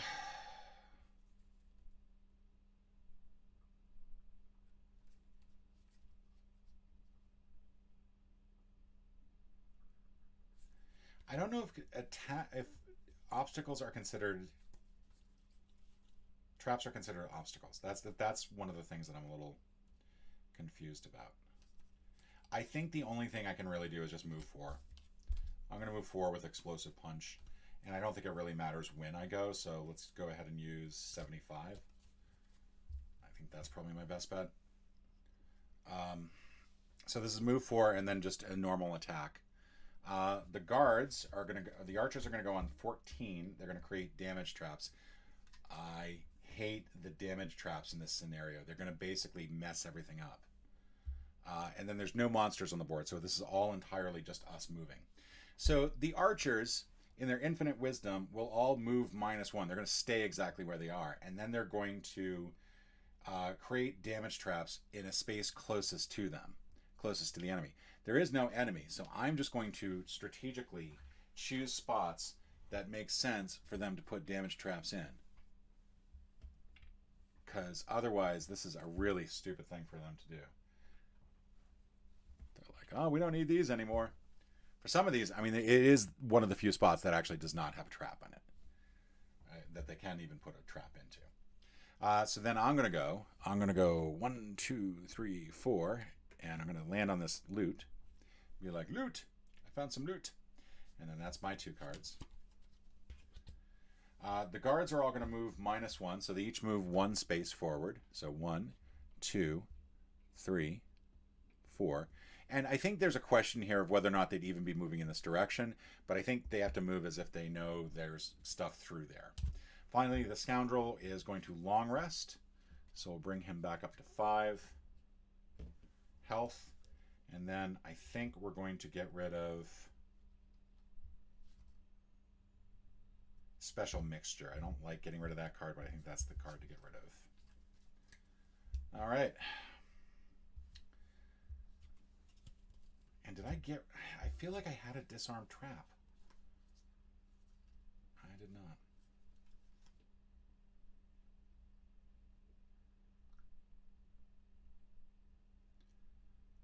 All right, I'm going to have to hope for a monster to end up like right here so that I can pull them onto one of the stun traps so I don't have to worry about that. But for now...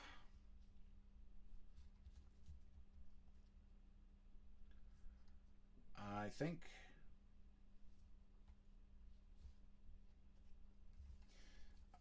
and I did move all the guards already, so that's all set.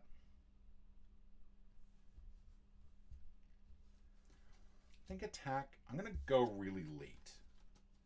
I'm going to go on 64.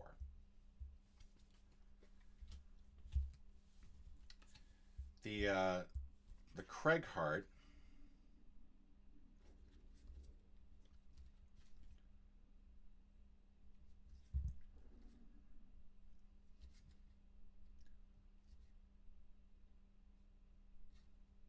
move 4.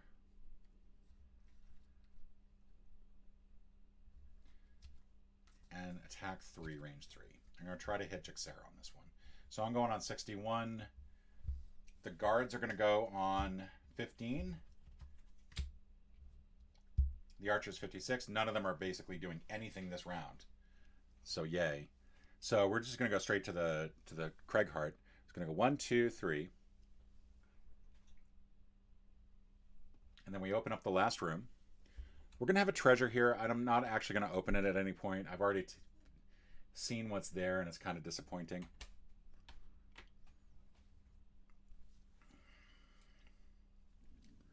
Let's go 1 and 4 here, and then we're going to get Jixera, who is going to have a total of 14 hit points. And the biggest problem with Jixera is that she's going to be really annoying. So I need a range of 3 to be able to hit her, so I am going to have to activate my boots this round. So I can get close enough, and I'm going to get 4, 5, 6. I'm going to get right here. All right. I think that's good. The boss is going to draw a card now and get 11, special 2. Basically generate 2 more of these freaking corpses. All right. So before that happens, though, I am going to attack for... Oh, and the corpses redraw a card, too. They're going to go on 21. All of these should be off by now. So attack 3 on her. -1. So that's going to be 2 damage to her. Not enough. And then there's nothing else that happens as a result of that. So this is all going to go into here. Let's see. The living corpses and the boss are next. The boss is going to generate 2 more living corpses in empty spaces adjacent to her. Let's actually check the reading of that.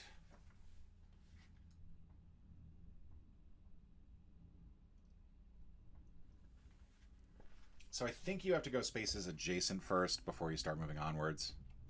So that's going to look like that. And then the corpses are going to go. The corpses get to move 1. So number 1 is going to go first, moves 2 spaces. And then this one will move 2 spaces. And both of them basically target Immobilize and Muddle, our good buddy, the Craighart. And I completely forgot that I had to keep the Scoundrel immobilized at one point. I'm hoping it did not make a difference.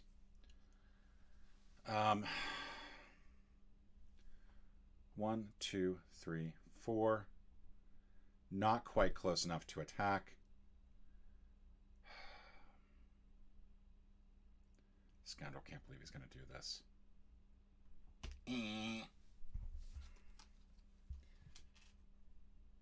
Scoundrel is stunned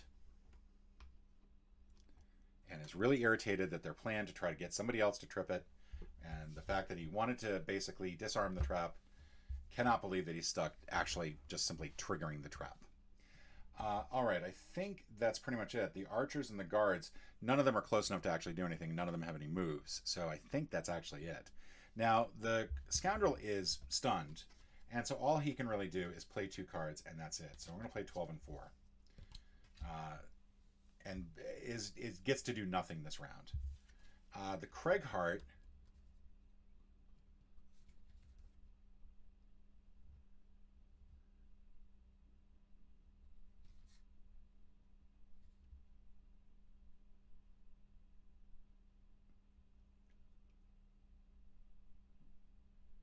I think I'm going to go Heaving Swing, Attack and Push. And I think I'm just going to use 13 as a move. What I want to do is I want to move this person out of the way and get into this spot here so that Jixera can't fill it with one of her corpses. So I'm going on 13. The Cultists are done, so I don't need to keep looking at these cards. We can just put these up here. The guards do have to shuffle. But they are going to draw, the archers are going to draw, and the living corpse and the boss are going to draw. All right.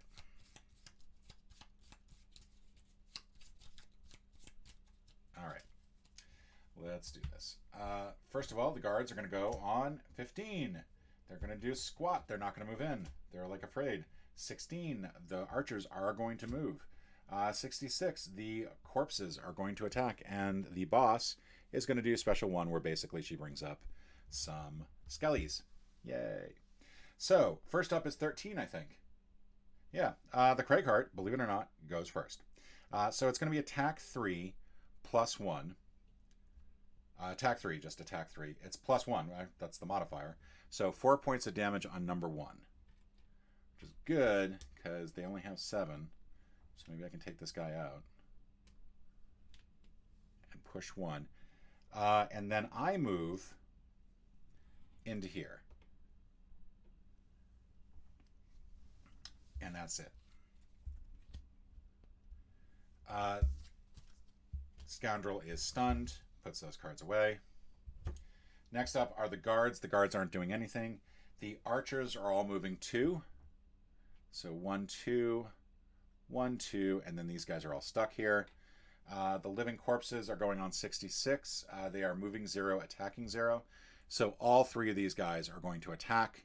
And then number 6 here is going to move and attack, which is not good.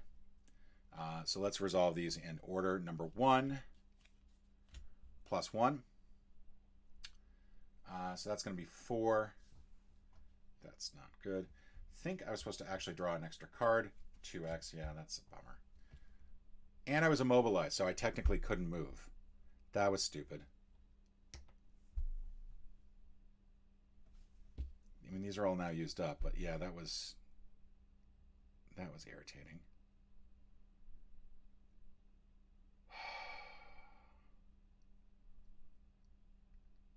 Let's push this guy here, just so that we don't have to deal with as many attacks. That was really stupid. Okay, so I messed up big time. The living corpses all have a move of 1. So they'll move here, he'll move here, and then attack for 1. He does get plus 1, so that'll be 4 damage.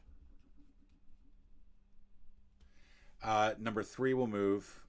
It can't really move closer, so that's fine. Number 6 is also going to move just 1. Number 4 will attack. I know I'm doing this a little bit out of order. And do 3 damage. And I'll take that as damage. I don't want to lose the cards at this point. And then we're going to get 2 bones being summoned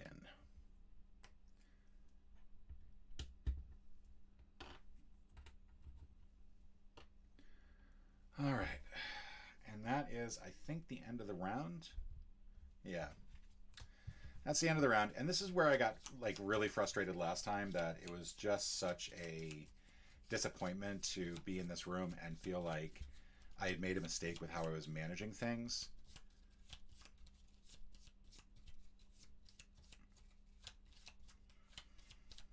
All right, there's that. Guards are going to get shuffled. A lot of things are getting shuffled right now.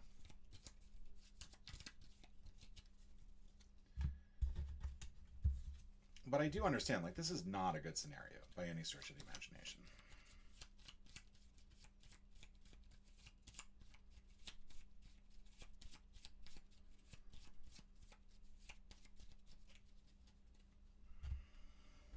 The boss is going to go.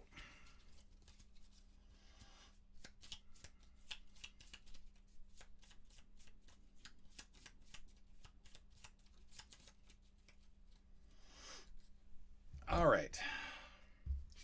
The Scoundrel has to long rest or short rest. I don't think I can really afford to long rest anymore. And that is the one card I cannot lose right now, so I will lose that card, which also sucks that I'm losing. But they're all going to suck right now. All right, so my first move is to... I'm going to move to attack 2. And then... 1, 2, not quite close enough to get in there for the pull, which is what I really want.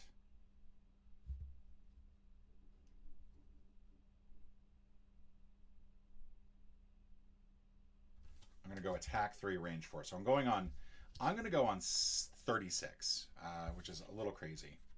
And I'm going to use Dirt Tornado and heal 2. I'm going to try to heal myself a little bit. So I'm going on 38. The archers are going on 31. The guards are going on 30. The living corpses are going on 82. The living bones are going on 20. The boss is going on 85 and is going to generate more bones. All right, so who goes first? 36, 38, 31, 30, 20, 82, 85. Bones go first. Bones have a movement of 1. And so I've got 2 bones here. This cannot move closer. This cannot move closer. So both of them are going to stay where they are. But they both do heal themselves for 2. However, I don't have to worry about that because neither of them are damaged right now. So then we go on to 31. Each of these archers will get to move 1. However, they're all jammed up right now, so none of them are going to move. Actually, I take that back. Sorry. Hold that thought. Guards are going to move. They're going to move +1, so they each have a movement of 3. So 1, 2, 3. 1, 2, 3. 1, 2, 3. The other guards are going to move 3, so 1, 2, 3. 1, 2, 3. 1, 2, and I think that's as far as that guard can go. Then we're going to move the archers all 1. This guard's not going to move. He's going to move 1. Everybody else sort of stays where they are. Then we go to 38. The Earthen Clod can do a couple different things. But what I'm going to do is heal myself for 2, because I kind of need it. And let's see. Actually, the living corpses aren't going to move, are they? Yeah, let's do it this way. Let's move 3. 1, 2, 3. Let's move here. And then attack for 5. I can still hit her. And then it's going to be... I think I'm just going to kick in the power potion now. 0. Alright, so it's 3 damage. She's now on 5 damage. We got to get 14 total. We're still a ways away. And the Craighheart has no more cards left. I was going on 36, so I should have done this first. But it's basically move 2. 2, 3, 4. Oh, it's close enough, yeah. -1, so I will do an attack of 2. So she's halfway there. It's only going to help so much. Let's see. Next up, 30, 31, 36, 38. Now we're going to go to the living corpses and then the boss. Living corpses aren't going to move at all because they all have a movement of 0. And there's nobody for them to attack. The boss is going to generate 2 more bones. And we're kind of out of things. So she's going to generate them, I think, here and here. And that should be it for the round. We do have to shuffle this. And we have to shuffle this. Do we have to shuffle this? Do we have to shuffle this? Yes, we do.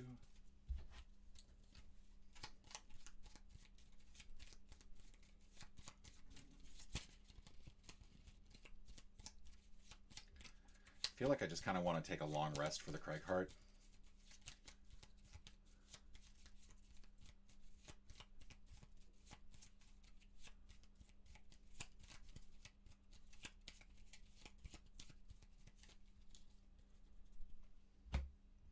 Craigheart's going to go on a long rest, which I know seems crazy. Like, that just does not seem like a smart move. But I think the Scoundrel's going to go next.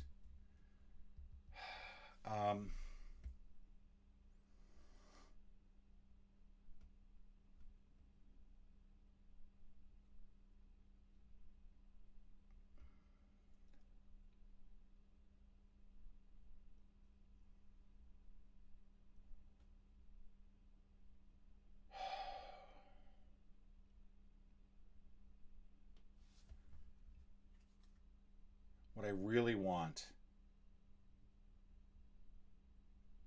Okay, yeah. I'm going on 6. I'm going to do something bold that I hope works out.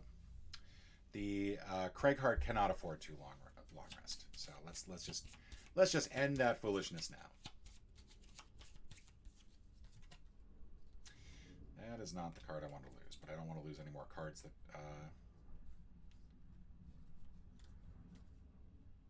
I don't want to lose that card, but I think that's not the card I need to worry about. So I think what I'm going to do is I'm going to go on I think what I'm going to do is I'm going to go on 1375. My main concern is I want to go before. I'm going to go on 28.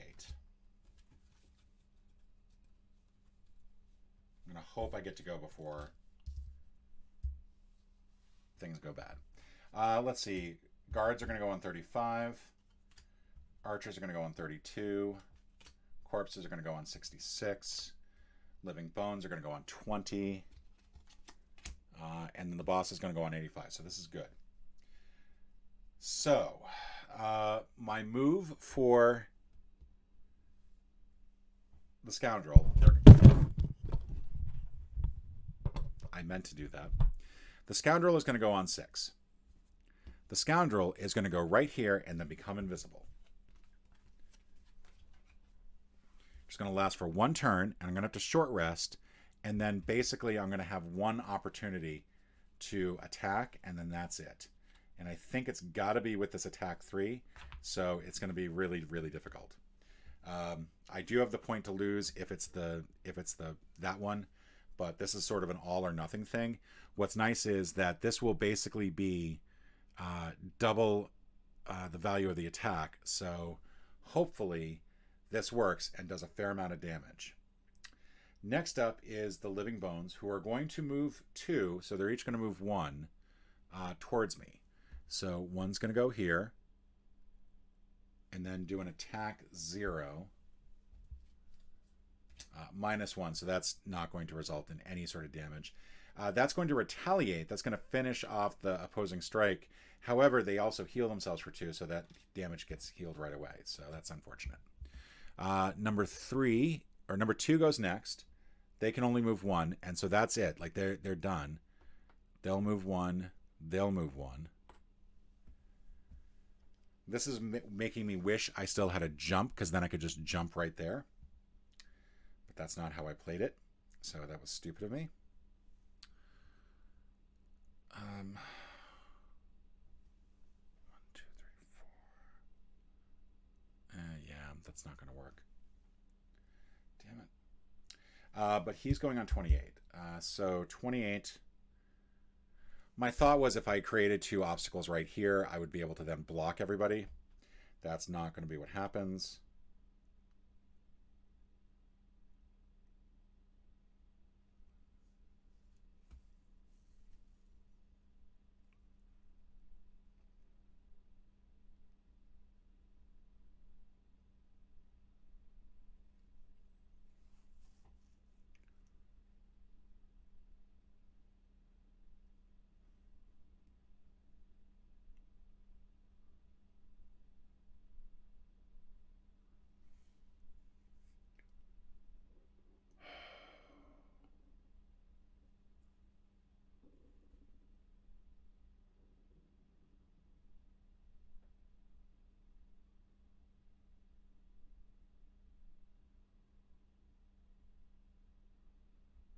Sorry, I'm just trying to think.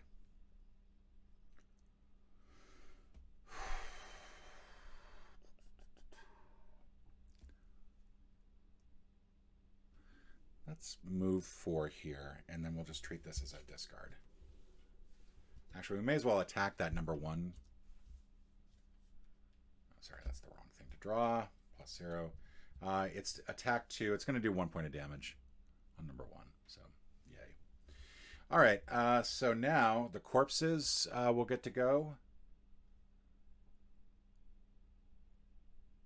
Yeah, this might actually work. I don't know. Maybe not. I don't know. So the guards are next. The archers are next. They'll each move 1. So 1, 2, 3, 4. Starting to finally move out of there. None of them are close enough to attack anything. The guards are next. They're each going to move 1 spot.